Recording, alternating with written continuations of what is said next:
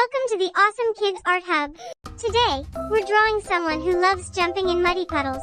First, draw two big round eyes, so wide and bright.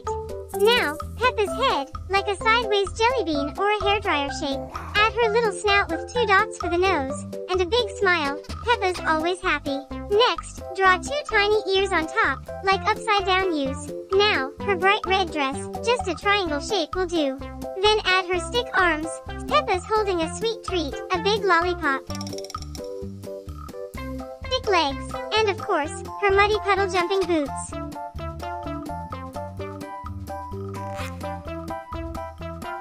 Peppa is usually pink.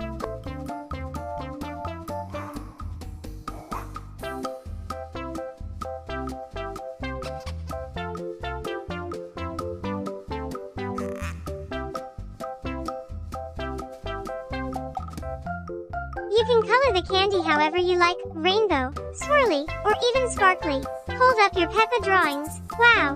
Now, her bright red dress. You did amazing. Don't forget to like and subscribe for more fun art. Bye-bye.